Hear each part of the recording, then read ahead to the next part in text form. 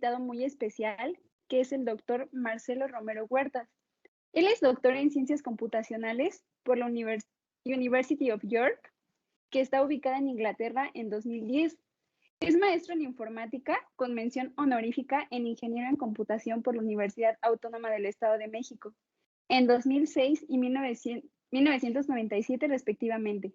Es profesor investigador de tiempo completo en la Facultad de Ingeniería de la Universidad Autónoma del Estado de México, en donde forma parte del núcleo académico de los programas de maestría y doctorado en Ciencias de la Ingeniería, del PNPC de CONACYT.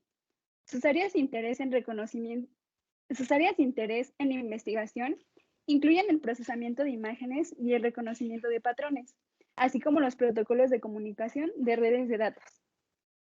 Yo me llamo Marisol y presento a mi equipo de trabajo.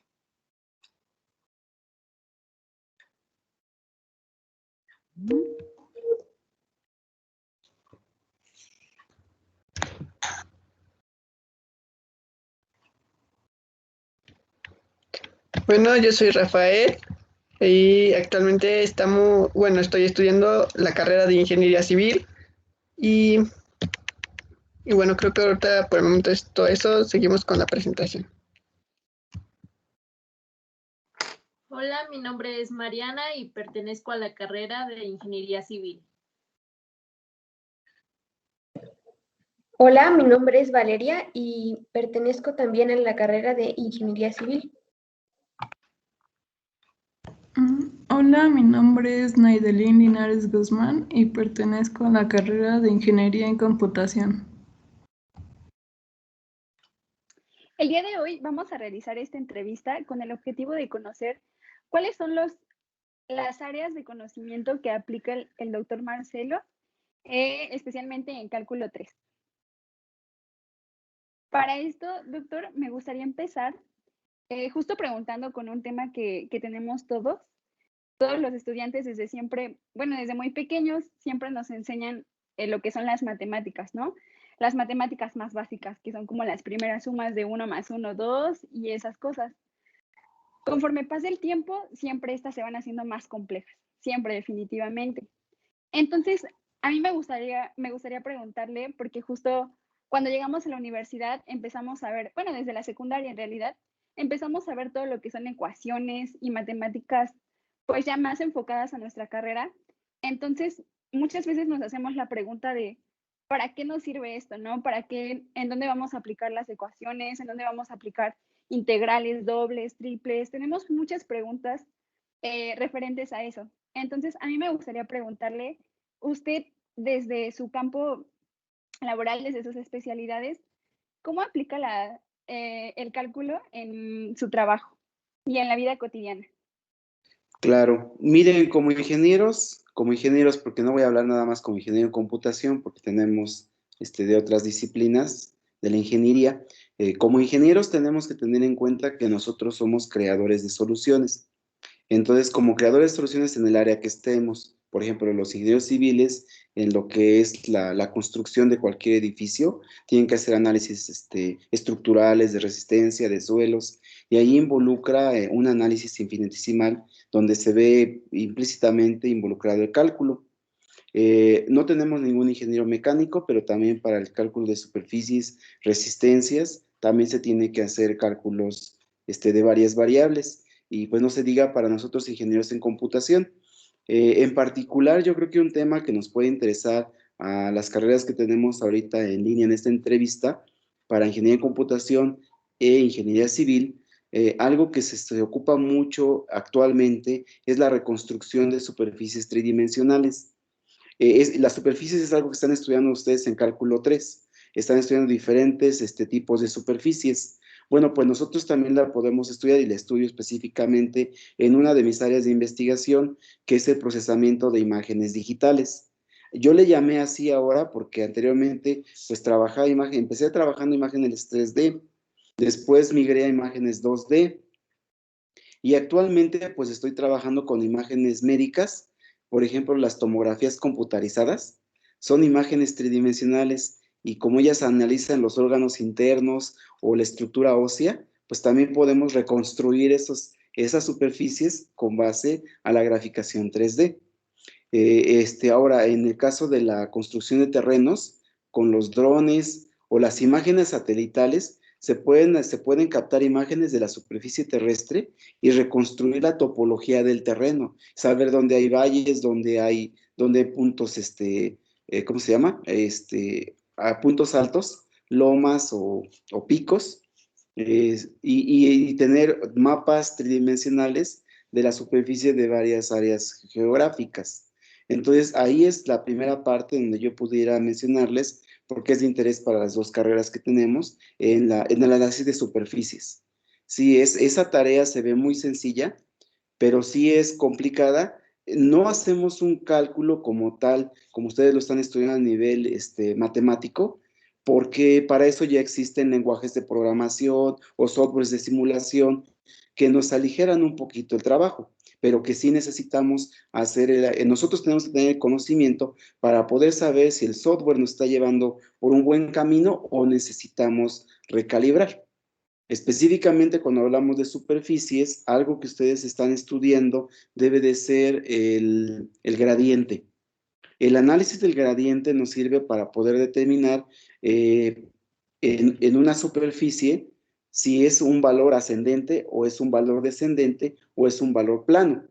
Entonces, de esa manera nosotros podemos hacer el análisis de superficies y cualquier tipo de ellas, por ejemplo, el rostro humano o las topologías de los terrenos, se pueden ir reconstruyendo para poder determinar pues cómo está nuestra imagen 3D. También cabe mencionar que la reconstrucción, los gráficos por computadora, y en este caso particular, la reconstrucción de superficies, se ocupa mucho también en los videojuegos y en la generación de películas computarizadas. Por ejemplo, seguramente ustedes vieron la película de Avatar, por mencionar alguna nada más, que fue creada completamente computarizada. Ahí los actores no son reales, los actores son objetos animados tridimensionalmente, que obviamente pues nosotros los podemos ver, les podemos rotar y todo se ve como una persona o como un animal, porque no tienen que ser personas, y son objetos creados por computadora, utilizando gráficos por computadora, y crear esos objetos y darles movilidad implica el uso de cálculo. Entonces es lo primero que les podría mencionar. Ok, de acuerdo. Sí, súper interesante todo esto, ¿no? La verdad es que yo no sabía de esta película que era completamente hecha. Yo creí que los personajes como tal sí existían y que sí actuaban, pero súper interesante, doctor. Y creo que es muy, muy importante, ¿no? Poder introducirnos a todo esto, porque pues creo que ya, o sea, la tecnología está avanzando cada vez más y es totalmente necesario. Bueno, nosotros que estamos, yo, por ejemplo, que estoy en ingeniería en computación, me gustaría mucho como aprender a hacer todo esto, porque pues es lo de hoy. Y bueno, Claro. vamos a seguir con las preguntas. Listo, chicos, adelante. Bueno, sigo yo. Bueno, mi pregunta es, ¿usted qué piensa sobre aquellas personas que tienen esa mentalidad de que el cálculo no sirve para nada o que no les va a servir en un futuro? No, bueno, eso es yo pienso, Rafa, que son opiniones personales.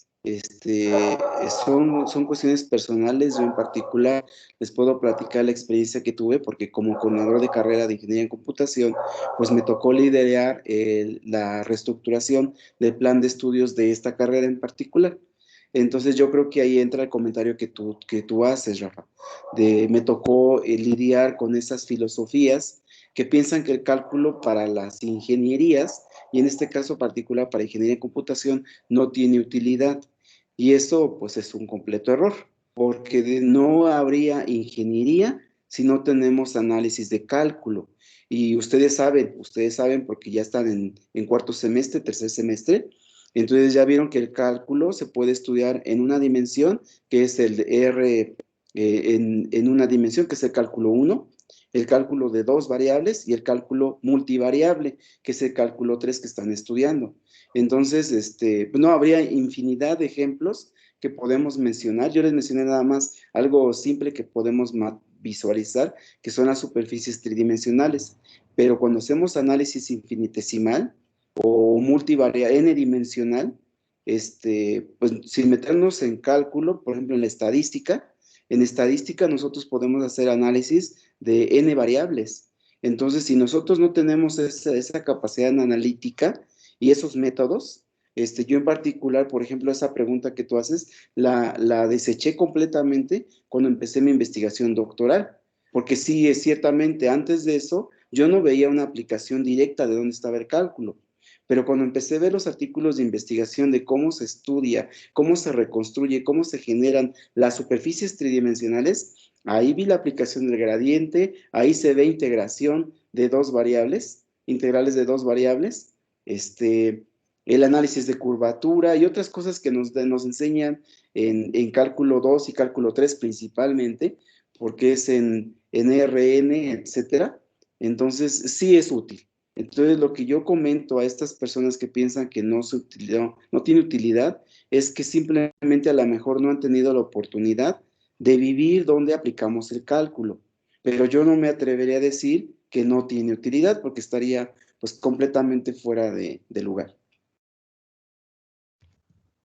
Sí, es lo que, bueno, esto que comentas sí es muy importante porque, bueno, ya me ha tocado casos que igual compañeros desde secundaria que decían que no les gustaban las matemáticas, pero al final de cuentas, tarde o temprano en su vida las tenían que estar aplicando.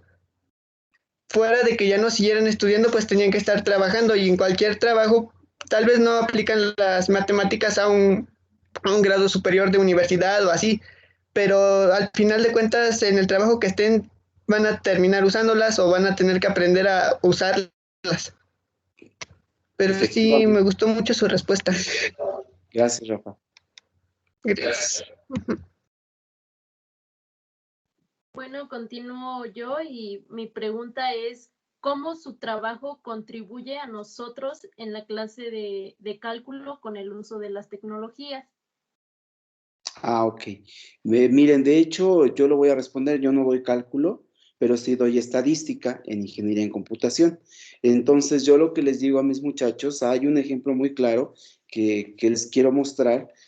Yo supongo que ustedes son usuarios del lenguaje de programación MATLAB. Y ustedes saben algo de álgebra lineal. Entonces, MATLAB es un lenguaje matemático que ya hace las operaciones de forma matricial. Para él, por naturaleza, si yo le digo A más B, asume que A y B son vectores o son matrices que va a operar en términos de la definición del álgebra lineal. Entonces, ahí ya tenemos un primer elemento, una herramienta de trabajo para cualquier ingeniería, para cualquiera que nosotros podemos utilizar para hacer los cálculos que estén asociados a nuestra disciplina. Entonces, la ingeniería en computación ha desarrollado procesos automáticos para poder facilitar el uso o mejor dicho, los cálculos, en este caso vectoriales, para poder hacer el análisis de problemas. Entonces, ahí tenemos un ejemplo, ¿no? De cómo tenemos esas herramientas, o en el caso de, no recuerdo si tú, Mariana, eres de ingeniería civil, pero yo comentaba para la generación de superficies de terrenos, el análisis de la topología del terreno, se hace a través de reconstrucción de superficies tridimensionales que se hacen de manera computarizada. Entonces, se están desarrollando muchos softwares de simulación y análisis. Ajá, bueno, ahorita recuerdo algo que también les gusta a ustedes, que es el análisis de las vibraciones, la resistencia de las estructuras a los movimientos sísmicos. Ahí también se aplica el análisis de cálculo y se utiliza software de simulación, que obviamente no vamos a tirar una construcción metiéndole fuerza para poder ver su resistencia, ¿no? Se hace a través de simuladores y simuladores computacionales, ¿no? Entonces ahí es donde ocupamos estas herramientas. Bueno, muchas gracias y como lo menciona, pues creo que el uso de computadoras está relacionado prácticamente con todas las carreras, porque dependemos ya de la tecnología y con esta situación en la que nos encontramos, pues mucho más. Muchas gracias, doctor. De nada, gracias también. Pues yo quisiera hacerle la siguiente pregunta, que es, ¿cuáles han sido los retos más comunes que ha enfrentado a lo largo de su carrera y cómo los ha resuelto. Ok, mira, han sido varios los retos. Yo creo que el primero, y me gustaría compartir ese primero con ustedes, porque se están formando como ingenieros. Yo creo que el reto más fuerte, que el primero que yo enfrenté y que realmente me dio la capacidad para seguir adelante y llegar hasta donde estoy, fue cuando era estudiante de primer semestre de ingeniería en computación. Cuando llegué a la facultad, así como ustedes llegaron, no sé cómo hayan vivido ese primer semestre, pero pues yo era de los estudiantes que no había conocido exámenes, no había reprobado nunca una materia en mi vida. Sino no conocía los exámenes extraordinarios, no era una eminencia, pero no era un alumno malo. Entonces yo me consideraba bueno, ¿no? Prueba de ello fue que entré a la Facultad de Ingeniería. Pero ya cuando veo el nivel allá, en el nivel en el que nos hablan, las 3 materias más pesadas de primer semestre siguen siendo las mismas: álgebra, cálculo y geometría analítica. Entonces, a pesar de que es un poquito más avanzado de lo que tuvimos que haber estudiado en preparatoria, sí se siente el cambio de nivel. Y el recibir un examen parcial, donde sacas un 3, o sacas un 2, o un 0.5, o hasta un 0, la verdad es traumático. Entonces yo pienso que ese fue el primer reto que yo tuve que superar, entender que el que en algún momento tengamos una baja, porque no le puedo llamar un fracaso, es una baja, implica que tenemos que ponerle más fuerza para seguir adelante. Entonces, eso fue el reto mayor. Yo estaba a punto de dejar la carrera, porque sentía que no podía. Con esa presión, con ese ritmo de trabajo que se lleva en la facultad con sus maestros, sí se siente la presión y yo no quería fallar. Yo tenía miedo a fallar, a decir, no, siempre he podido, siempre salí adelante, siempre he sido el mejor y ahorita como que no veo claro. Entonces yo hablé con mis papás y les dije que pues yo no quería seguir a la carrera de ingeniería porque sentía que no iba a poder. Entonces, ese fue un reto porque pues mi papá aceptó la decisión que yo había tomado, me dijo que estaba bien, pero mi mamá me dijo que no y ella fue la que me hizo reflexionar y me puso ese reto. Me dijo de esta manera, me dijo, mira, dice, si no has sido evaluado, no tienes evaluaciones finales todavía. Me dijo primero, y nosotros sabemos que tú puedes. Entonces, si no te han hecho evaluaciones para ver si de veras puedes seguir adelante o no, que eran los exámenes finales, si no te los han hecho, no puedes decidir en este momento. Lo que yo te recomiendo es que mejor te pongas a estudiar y que esperemos a que salgan las primeras calificaciones. Si ahí vemos que no puedes, entonces sí ya tomamos una decisión. En ese entonces el calendario era diferente al que llevan ustedes. Entonces el primer semestre, en las vacaciones de invierno, eran como los preparativos para los exámenes finales. Regresábamos todavía en enero para 15 días de clases todavía y empezaban los exámenes finales. Entonces yo en diciembre, en lugar de tener vacaciones, pues me traje libros y me puse a estudiar, empezando con programación, que era uno de mis cocos. O sea, estructurar las instrucciones para que la computadora haga una tarea de manera automática era algo abstracto que yo no entendía. Entonces traje varios libros y me puse a hacer desde los algoritmos más básicos hasta los más avanzados y logré pasar programación 1. En primer semestre me organicé las materias por complejidad y dije, como van ordenadas por fechas, las fui ordenando y vi cuál era la más complicada, que requería más estudio, que era geometría analítica.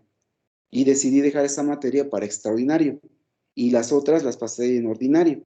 Entonces hice una programación de tiempos, planeé mis actividades, el material de estudio era ahora cálculo, ahora geometría, ahora matemáticas, programación, les fui dando sus tiempos y puse toda la estamina y logré pasar todas las materias.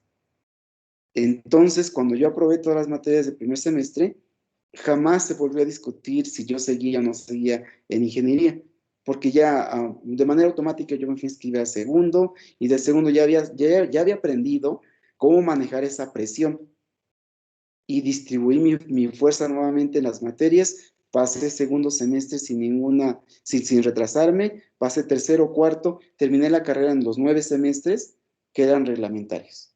Entonces yo creo que ese es el primer reto y es muy importante para ustedes, ¿no? Porque a veces sentimos esa presión y sentimos que esa presión, pues no la podemos contener, ¿no? Y quisiéramos salir corriendo. Pero yo creo que hay que salir corriendo después de luchar, no antes. Y así es la vida. Así como esta experiencia, cuando yo empecé a trabajar, te llega el problema de momento y tienes que resolverlo. Y es ahorita. Y es ya porque tienes a los usuarios enfrente.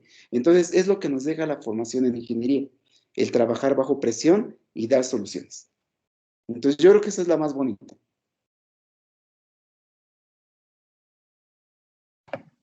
Ok, profe, muchas gracias por compartir su experiencia con nosotros. Y pues bueno, es muy buen tip lo que usted realizó. Y pues yo pienso que podemos aplicarlo también. Gracias.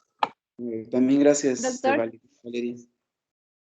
a mí me surgió justo otra duda. En esos momentos que, bueno, superó todo lo que le había pasado en el primer semestre, en los siguientes semestres también experimentó como otra vez el mismo sentimiento, como de ya no quiero, mejor ya lo dejo hasta aquí.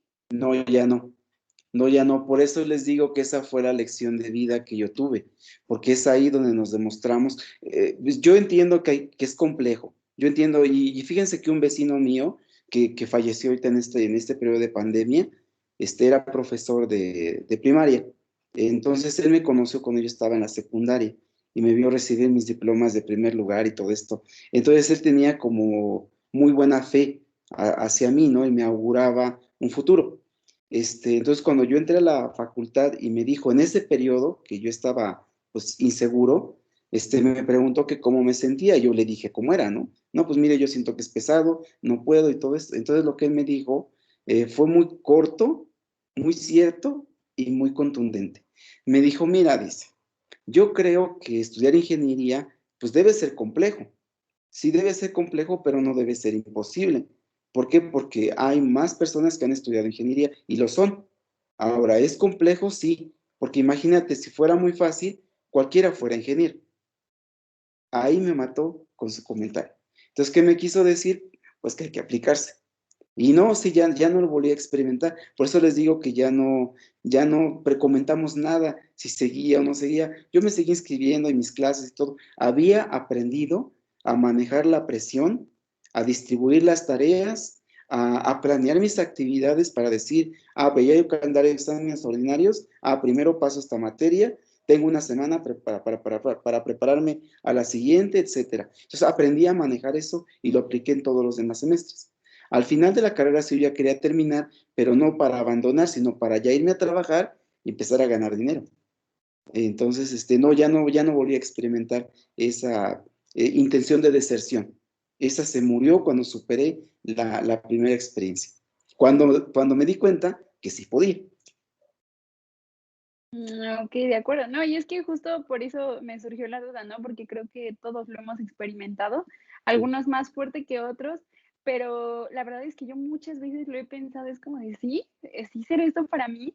Entonces creo que es algo muy fuerte porque la verdad es que yo admiro mucho a todos mis maestros, pero por ejemplo más a usted, ahorita que por ejemplo lo estoy escuchando y que pude leer un poquito de cómo se formó, digo, pues es que creo que todos pasamos por cierta dificultad y ya que superamos todo eso, pues es cuando se llega a ser tan grande, ¿no? Así es, Eso sí. es, de acuerdo. Seguimos, chicos. Bueno, yo quisiera preguntarle cuál fue uno de los temas de cálculo que más se le complicó durante su carrera profesional. Para estudiarla. Yo creo que está entre cálculo 2 y cálculo 3 cuando empezamos a estudiar, por ejemplo, la integral de línea, o la integral definida. Sí, y sobre todo cuando era de n variables. También un poquito el análisis de cuando estudiaba superficies. Recuerdo mucho cuando los profesores que eran en su mayoría de ingeniería civil o ingeniería mecánica, había uno que nos torturaba mucho con el problema del cálculo del grosor de las latas. Por ejemplo, las latas de Coca-Cola, sí, de refresco, nos decía que teníamos que minimizar el uso del material para maximizar el uso del material y generar el mayor número de latas posibles. Entonces, ese tipo de análisis como las superficies. Ya cuando pasamos a cálculo 3 y nos empezaron a hablar de cálculo de n variables, ustedes saben que ya no es tan fácil graficarlo. Y creo que el problema de entender algo es cuando no lo podemos tocar. Entonces, en la época en la que yo estudié ingeniería, pues teníamos que imaginarnos lo que nos estaban diciendo los maestros de cálculo. Ahora, con el uso de simuladores, ese problema se ha superado, porque ya le podemos meter la ecuación de la superficie, darle parámetros y podemos ver de qué estábamos hablando, ¿no? A mí, por ejemplo, me gustaba mucho graficar el paraboloide hiperbólico, porque pues era muy fácil de graficarlo, ¿no? Y de materializarlo. Yo soy de estas personas que tiene que ver un poco para poderlo entender completo, o sea, abstracto, como que es difícil de entenderlo. Entonces, esas son las partes que a mí más se me complicaron cuando empezamos a dejar de ver lo que estamos planteando en manera, por ecuaciones. Eso fue. Muchas gracias. Sí, me parece muy curioso porque pues antes no habían muchas graficadoras o no usaban mucho la tecnología para que se ayudaran. Sí, y ahora cuánta herramienta hay, ¿no?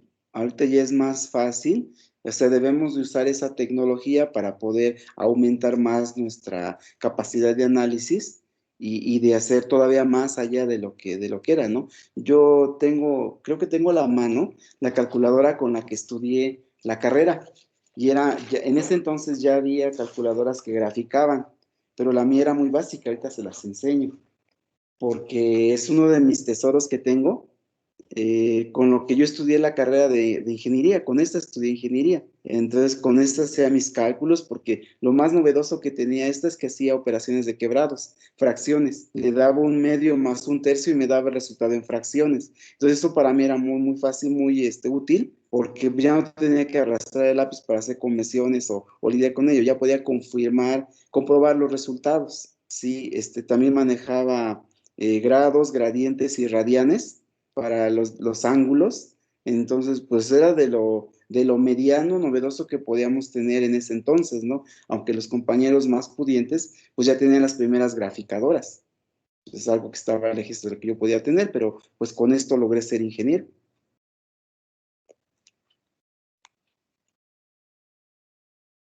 Ese es mi Sí, qué tesoro. interesante. Qué interesante, profe. La verdad es que justo creo que ahorita que menciona eso, yo apenas estaba ayudando a mi hermanita, ella es más pequeña, y me pidió ayuda con unas cosas muy, muy, muy sencillas y no podía. Y yo me quedé así, ¿cómo no voy a poder? O sea, si estoy haciendo cosas ya mucho más complejas. Y era una división, justo una división, y no podía con la división.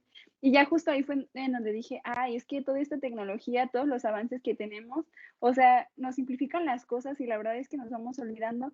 Pero ahorita que mencionó usted eso, ¿no? De que ya no tenía que hacer todo a lápiz y papel, sino que ya la calculadora se lo simplificaba. Y pues creo que es muy interesante, ¿no? Cómo va innovando todo en cuanto a la educación. Así es. Ahí la clave está en que la tecnología no es mala. El uso de software o lenguajes de programación no es malo. Lo que sí deben de cuidar mucho es no olvidarse de la base matemática que está atrás.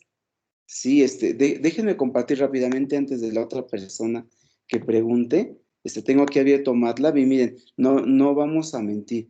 Cuando yo empecé el doctorado, yo no sabía manejar esto, ¿no? Yo sabía programar, pero no sabía manejar el lenguaje. Pero, por ejemplo, aquí en la ayuda, nada más para que vean, estamos en cálculo 3, entonces deben de estar viendo las funciones de base radial.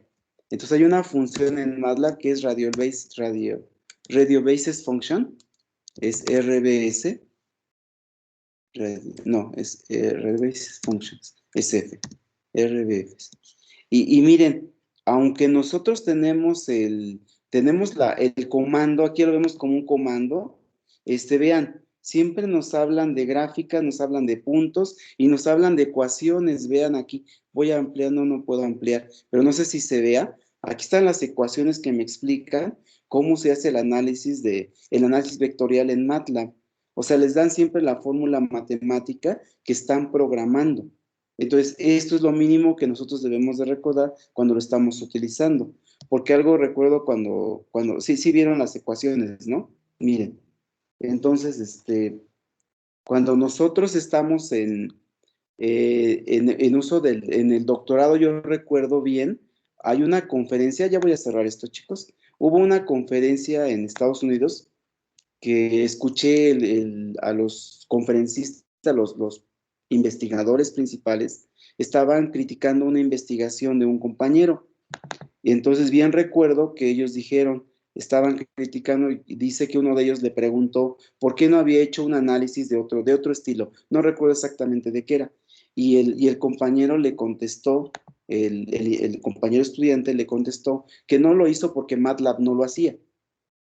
Entonces los investigadores senior dijeron, ¿cómo es posible que tengas esa poca visión? Porque no porque MATLAB no lo hace, tú como investigador no lo vas a hacer. Eso quiere decir que tienes que hacer tu propia biblioteca, tu propia función. Y cuando yo regresé del doctorado y empecé a dar clases otra vez en la Facultad de Ingeniería, porque yo soy maestro ahí desde 1998, desde entonces doy clases en la Facultad de Ingeniería, pero antes trabajaba en industria y daba clase. Cuando termino el doctorado me contratan como profesor de tiempo completo, entonces me dedico a la Facultad de Ingeniería. Y recuerdo bien que una de las tareas que le dejé a un equipo de trabajo, así como ustedes, es que quería una función que me graficara aleatoriamente en la pantalla círculos, circunferencias. Entonces la circunferencia, como ustedes saben, tiene dos parámetros para formarla, el centro y el radio. Y con esos dos valores pueden trazar la circunferencia. Entonces, para mí, a nivel analítico, se me hizo muy sencillo. Pero resulta que los chicos me dijeron que no pudieron, porque necesitaban 2 puntos para poder generar la circunferencia. Entonces yo le dije, bueno, pero ¿por qué necesitas 2 puntos? Cuando en realidad, pues nada más necesitas un escalar y necesitas el centro, ¿no? Entonces su respuesta fue que necesitaban 2 puntos porque estaban ocupando, creo que Visual Basic. Dijeron, es que Visual Basic para que grafique una circunferencia me pide 2 puntos, o sea, las esquinas del cuadro que contiene circunscrita la circunferencia.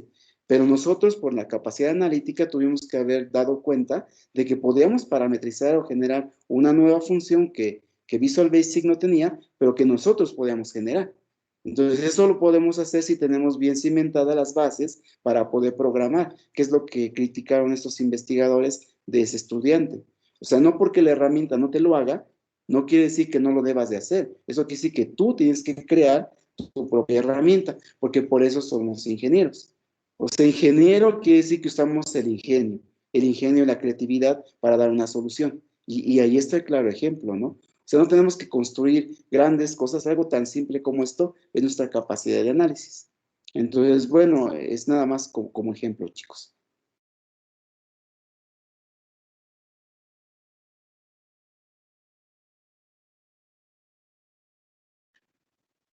¿Tienes apagado tu micrófono, creo, Liz? O no sé quién esté hablando. No, justo vamos a seguir con la pregunta de mi compañero Pedro. Ok.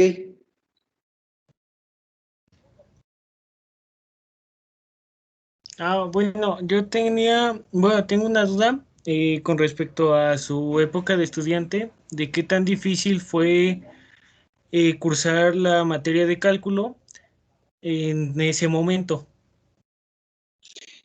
Ok, Pedro, sí fue complicado, como les comentaba a los compañeros, el pasar cálculo 2 y cálculo 3 fue una experiencia, pero fue una experiencia grata porque logré pasarlas. También algo que no les he comentado es que la carrera de ingeniería, todas las ingenierías que tenemos en la facultad, nada más teníamos hasta extraordinario para pasar una materia. Había ordinario y extra. No había exentos y si reprobabas en extra, a segundo curso. Y si reprobabas el segundo curso de una materia, te daban de baja. No había títulos. Bueno, sí había títulos, pero un título, un examen especial y no te podías inscribir hasta que pasaras ese título. Y si lo pasabas, seguías, y si no, ya se te daba de baja definitivamente. Y obviamente, así como hasta ahorita llego a ver, los exámenes a aprobar cálculo 2, cálculo 1, cálculo 2, cálculo 3, geometría analítica, ecuaciones diferenciales, toda esa base matemática que llevamos sigue teniendo el mismo filtro que antes tenía. Por darles un ejemplo, para aprobar cálculo 1, pues no era un grupo numeroso en el que yo estaba, porque los alumnos, la mayoría se dio de baja. De hecho, en geometría analítica empezamos siendo 30, acabamos siendo 6 los alumnos de ese grupo. Era con el maestro Palacios, Alberto Palacios, creo que todavía da clase. Con él cursé yo geometría analítica. Entonces, fue la materia, como yo les dije hace un momento, que yo pasé en extra, fue mi primer extra en mi vida, para pasar el primer semestre de la carrera, pero lo aprobé.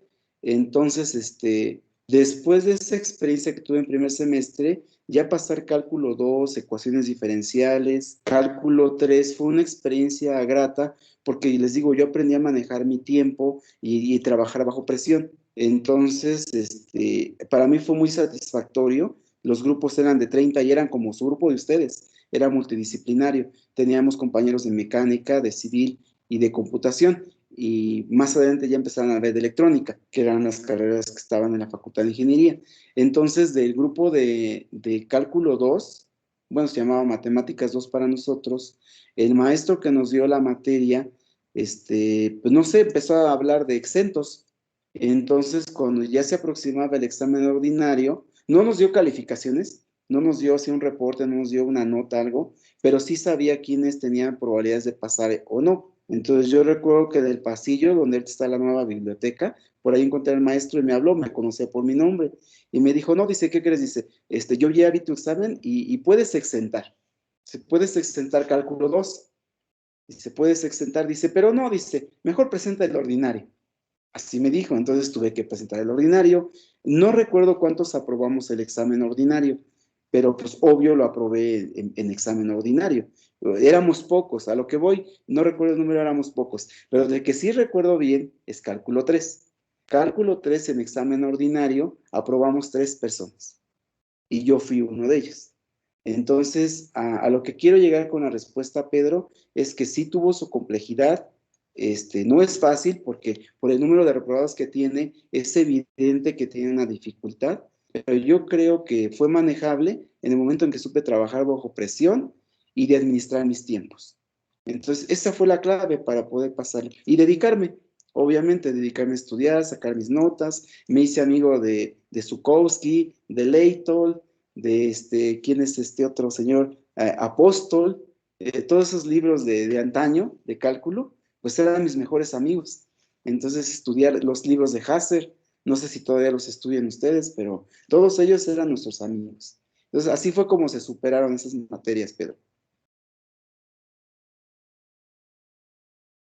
Oh, ya sí, bastante interesante porque pues, por decir, en mi caso me cuesta bastante cálculo y desde la prepa y luego, bueno, tengo un amigo con el que me juntaba bastante y con él pasaba cálculos hasta con los ojos cerrados. Ujú.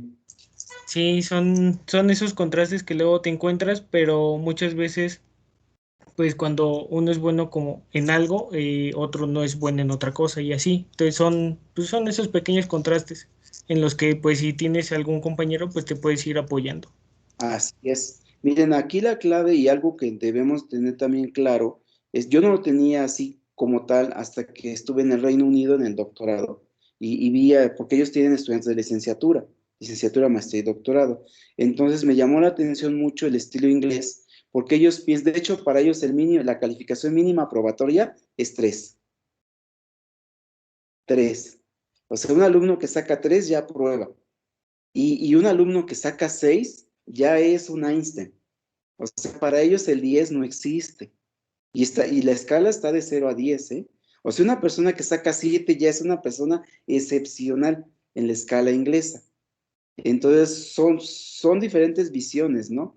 Y lo que ellos dicen también es que el potencial humano, lo que tú comentas, Pedro, cada uno tiene un potencial. Entonces, nosotros tenemos que saber ubicar bien dónde está nuestra base, dónde está lo que yo sé, lo que yo tengo, sus fortalezas, y de ahí despegar. Porque el conocimiento humano es diverso. Entonces, el que es bueno en artes visuales no es bueno a lo mejor en diseño mecánico o en cálculo matemático. Entonces tenemos que encontrar esas fortalezas y esa es nuestra carta fuerte y jugarla y con esa salimos adelante. O sea, yo pienso que si logramos entrar a ingeniería y están ustedes como estudiantes de ingeniería es porque tienen algo que les dé esa capacidad. Entonces deben de encontrar nada más esa, para mí lo que yo les puedo decir después de la carrera de vida que tengo, es la dedicación. Independientemente qué tan buenos o qué tan malos sean en alguna área, si ustedes se dedican, lo logran. Entonces, es así, Pedro. O sea, sí, no voy a sacar 10. Yo me acuerdo en prepa, cuando llevábamos artes visuales y nos hacían dibujar a mano alzada con claro oscuro, con lápiz y con colores y combinarlo. Y nos ponía la maestra las frutitas, era de dibujen. O sea, era para mí complicado porque no era bueno en dibujar, pero era bueno en dibujo constructivo, cuando usábamos las reglas y sacábamos ángulos a 45, 90 y escalas, ahí sí era bueno. Entonces, pues, se balancea uno por otro, pero aprobé artes visuales, pues por la dedicación que di, ¿no? No saqué 10, pero sí aprobé. Entonces, esa es la fórmula, Pedro.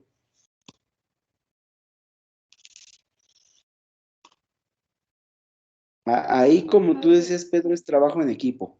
Es como ustedes ahorita, ¿no? Algunos bueno en un área, el otro se nota, entonces hay que distribuir el trabajo de acuerdo a nuestras capacidades y habilidades, y el grupo completo va a tener éxito. Porque eso sí, los proyectos de ingeniería, de cualquier tipo de ingeniería, son multidisciplinarios. O sea, yo les digo a mis alumnos de ingeniería en computación, no porque nosotros somos ingenieros en computación, vamos a hacer toda la solución. Por ejemplo, cuando nos contratan para una aplicación médica, tenemos que apoyarnos de los médicos, los sociólogos y otras personas para poder entender el problema completo y dar una solución para la sociedad, que es para quien estamos haciendo el trabajo. Entonces siempre hay que ser multidisciplinarios. Colaboramos con otros profesionistas y con otros colegas de nosotros para dar una solución efectiva, ¿no? De las que tenemos ahora en la vida actual. Oh, Así ya. es. Muchas gracias. Sí, de nada, Pedro. Bueno, creo que todo esto que nos ha comentado, doctor, es muy interesante. A mí me gustaría como retomar un poquito lo que nos platicaba de cuando estudió ¿En Inglaterra? ¿en Londres? En Inglaterra. Ajá. Sí, justo. Eso que nos platica de las calificaciones, o sea, un 3 era como que era, o por qué, ¿cuál es la forma de evaluar para que lo vean así? Miren, eso es estadístico. Lo que pasa que ellos ven la curva de distribución gaussiana y de estadística sabemos que el área bajo la curva es 1. Entonces lo que ellos sacan es la media del grupo y sabemos por el del teorema del límite central que en una distribución normal el valor central es la media. Entonces si a la media le sumas más menos 3 desviaciones estándar, tienes al 99.9% de la población. Entonces ellos están diciendo que si logras ese más menos 3 con respecto a la media, estás dentro de una distribución normal y por lo tanto pues tienes capacidad. Algo así seguían ellos. Por eso es la calificación de 3. Ajá, porque ellos no califican memoria, ellos califican raciocinio. Entonces, para ellos no tiene sentido que me repliques, por ejemplo, que me digas de inicio a fin la Constitución. Implica que me digas cómo aplicas la Constitución a un problema. O sea, no califican la memoria, no califican la capacidad de retención, que es lo que muchas veces caen las formas de evaluación en nuestras instituciones. Ellos miden la aplicación. Entonces, por eso es que sus escalas, o sea, para ellos sacar un 4, está bien, porque está dentro de la distribución normal. Ajá, y si sacas un 6, quiere decir que ya estás sacando los valores de los niveles de coeficiente intelectual más altos. Ajá, entonces, por eso es que ellos lo aceptan el 3. Sí, o algunos que lo ven la media más menos 3 desviaciones estándar. O sea que si saco la media de mi grupo y el grupo tiene como promedio 7 y la normalizo, entonces 7 más menos 3 desviaciones estándar, todos ellos están aprobados. Entonces, es una forma diferente de calificar, porque ellos lo que miden es, si tú muestras que al principio no sabías leer, no sabías programar, no sabías usar lenguajes de programación, pero al final del semestre ya eres capaz de hacer esto, hubo un aprendizaje y por lo tanto tienes derecho de aprobar. Entonces, son formas diferentes de evaluar. Ajá. No es un examen de falso y verdadero como muchas veces caemos aquí. Ah, ya de acuerdo, sí, justo eso me llamó mucho la atención, ¿no? Porque sí, yo creo que aquí desde pequeños siempre nuestros papás nos enseñan mucho como de que sácate un 10 o tienes que ser el mejor, el 10 el 10. Entonces ahorita que dijo eso como de que, pues el 3 ya es suficiente, dije, oh, por Dios, o sea, me parece algo increíble, ¿no? Porque aquí pues casi no se ve eso. Yo creo que justo también cuando comentaba lo de que en el examen te sacas un punto 5 y dices, ay, no puede ser, a mí me pasó mucho que cuando hice mi cambio de prepa a universidad, creo que lo más bajo que había tenido era un 7, entonces el hecho de sacar un punto 5, un punto 3, dije, ¿qué pasó? O sea, imposible.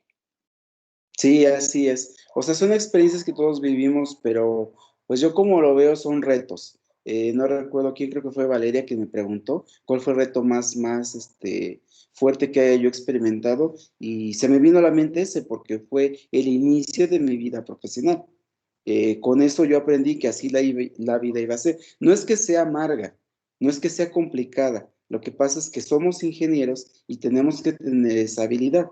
Como dijo mi vecino, no cualquiera va a ser ingeniero, porque no cualquiera va a tener la habilidad de tener esta capacidad analítica, que es lo que nos caracteriza a los ingenieros.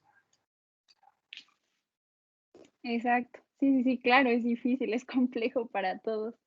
Bueno, pues chicos, ¿alguien tiene un comentario? ¿Alguna otra pregunta? Oh, yo tengo una última pregunta.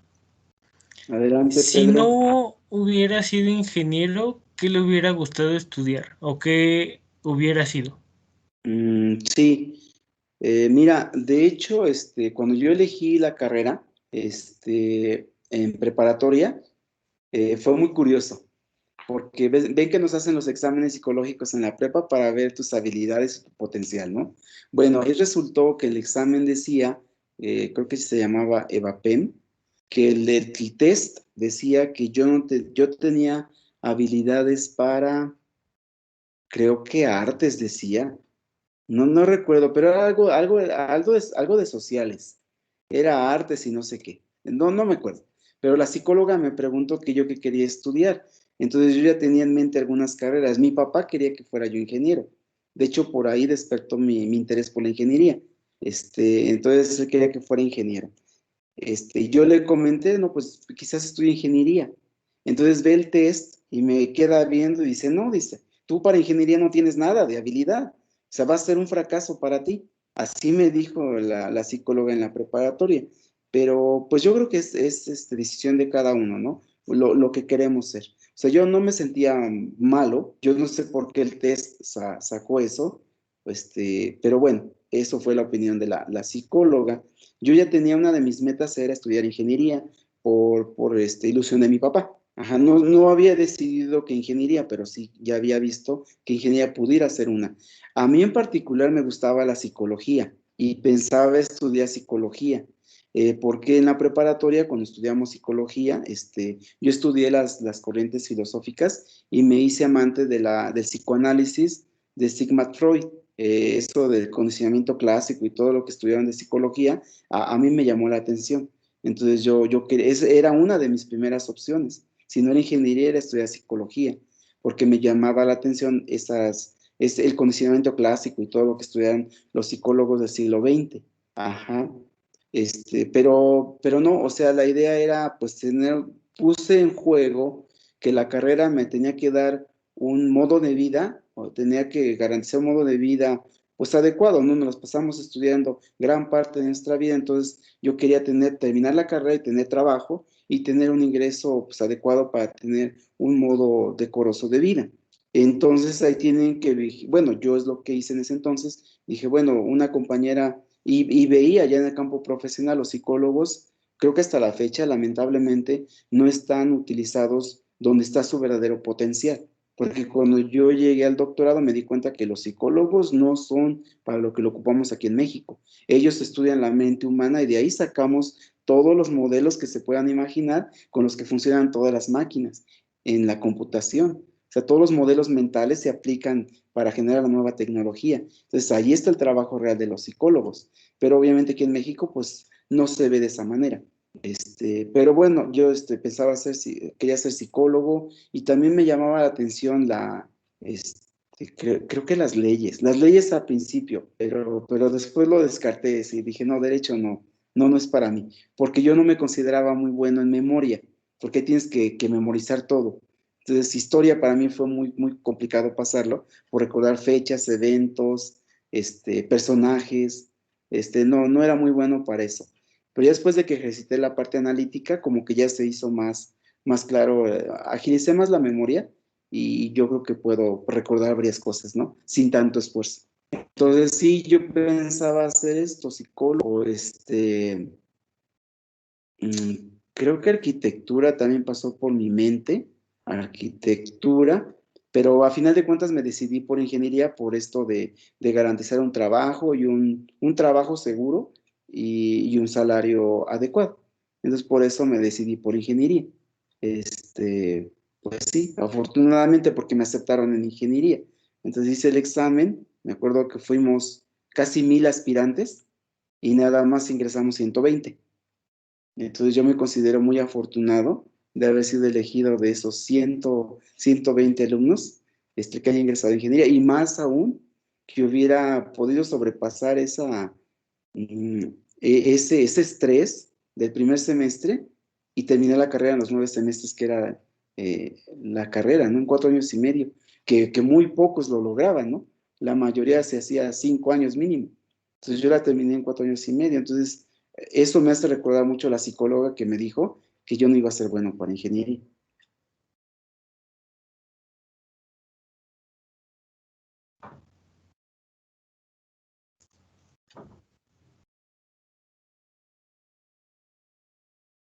Ok, bueno, pues muchas gracias. De nada, Pedro.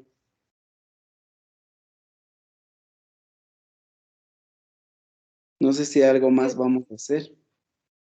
Ajá, ¿algo más, chicos? ¿Algún otro comentario? Pues creo que Nada no, más doctor. La verdad es que... bueno, nada más de mi parte, agradecerle y pedirle una disculpa por el retraso. Y fue de verdad un placer escucharlo y que nos platicara no solo de su experiencia en la materia de cálculo, sino pues también en su vida desde que empezó a estudiar hasta lo que ha sido su vida profesional. Y pues muchas gracias, doctor. De nada, Mariana. Para mí un gusto platicar con ustedes, porque como profesor de tiempo completo de la facultad, pues yo trato siempre de darme estos tiempos y muy pocas veces podemos platicar estas experiencias como ahorita, ¿no? Que a lo mejor ustedes ni se imaginaban que sucedía, ¿no? Pero tienen que recordar que todos somos seres humanos.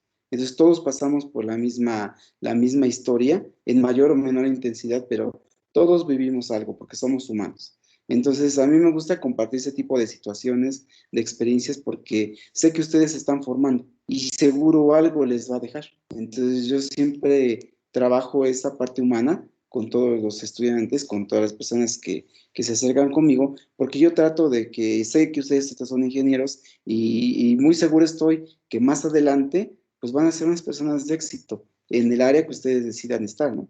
Y ese es el objetivo de nosotros, formarlos para el futuro. Entonces, por eso me da gusto platicar con ustedes y sin problema compartirles las experiencias que sé que les van a ser de utilidad. Yo también quisiera agregar eso, doctor. De verdad, muchas gracias. Creo que justo aprendemos más de la experiencia de los demás, digo también de la nuestra, pero de los demás. A mí en lo personal me gusta mucho escuchar que las personas nos cuenten y mucho más allá del área académica, sino como de su vida, lo que han pasado, las experiencias que tuvieron, me gusta mucho. Y pues de nuevo darle las gracias por darse este tiempo, también perdón por el retraso, pero pues muchas gracias, creo que ha sido muy bueno poder escucharlo y conocerlo, ¿no? Porque muchas veces estamos en la misma institución, pero no tenemos como bien abierto el panorama de a quién tenemos enfrente. Entonces, pues mucho gusto y agradecerle de nuevo.